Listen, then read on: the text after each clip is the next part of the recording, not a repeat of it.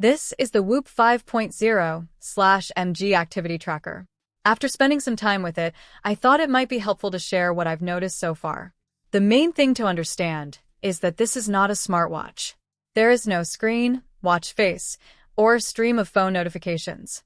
I wear it and check my information through the Whoop app. That took a little adjustment because I am used to looking at my wrist during a workout.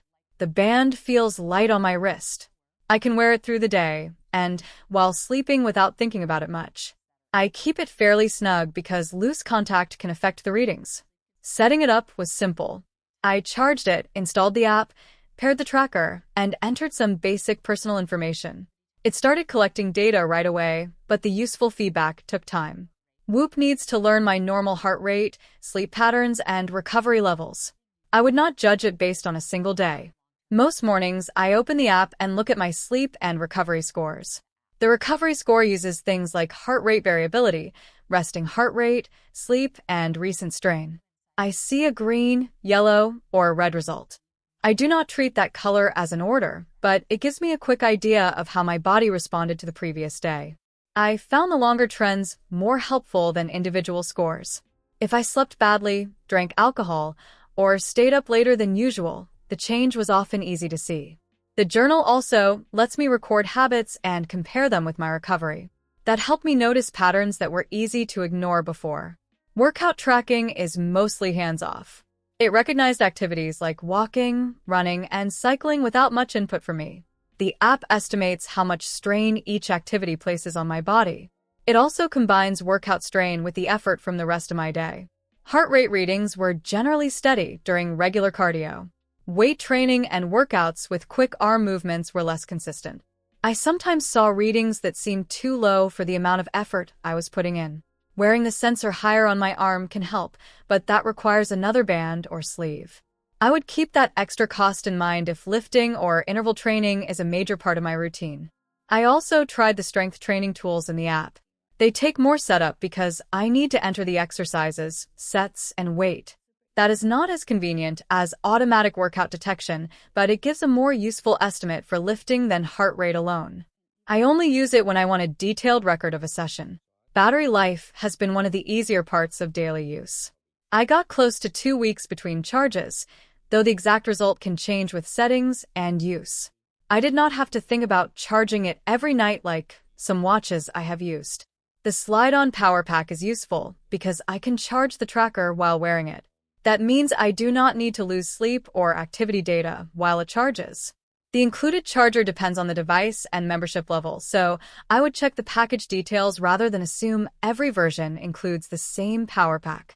The fabric strap feels soft, but it absorbs water and sweat. After a shower or workout, it can stay damp for a while. I started drying it more carefully and washing the band regularly.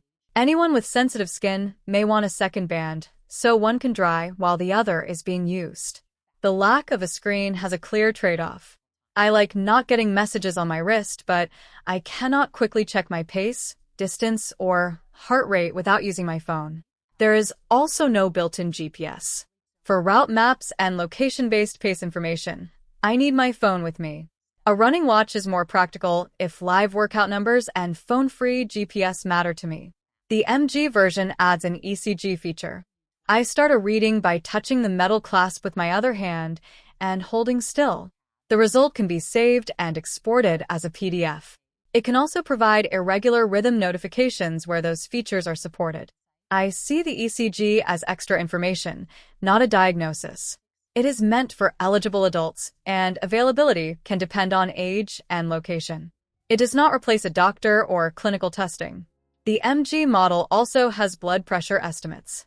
This feature requires calibration with readings from a regular blood pressure cuff. It then estimates a daily range based partly on overnight data. I found the trends interesting, but it is not the same as taking a direct measurement with a cuff.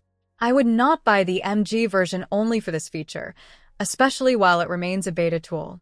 Compared with an Apple Watch, Garmin, or another watch with a screen, Whoop gives me less information during the workout itself. Its stronger area is what happens between workouts. It spends more time showing how sleep, training, and daily habits may be connected. I think of it as a recovery and habit tracker rather than a replacement for a sports watch. The menstrual cycle insights may also be useful for someone who wants training and recovery suggestions that account for cycle phases. I cannot personally evaluate every part of that feature, but it is built into the broader recovery system rather than being presented as a separate calendar. My biggest concern before using Whoop was the membership. The hardware depends heavily on the subscription, and different plans unlock different features. The ongoing cost is harder to justify if I only want steps, basic heart rate, and simple sleep tracking. There are cheaper devices that can handle those needs without the same annual commitment. Another concern is compatibility. Older Whoop 4.0 bands and charging accessories do not work with the 5.0 or MG hardware. That matters if I already own several straps or chargers. I would need to replace those accessories instead of continuing to use them. I think the standard Whoop 5.0 makes the most sense for someone who trains regularly and wants to understand recovery, sleep, and long-term habits.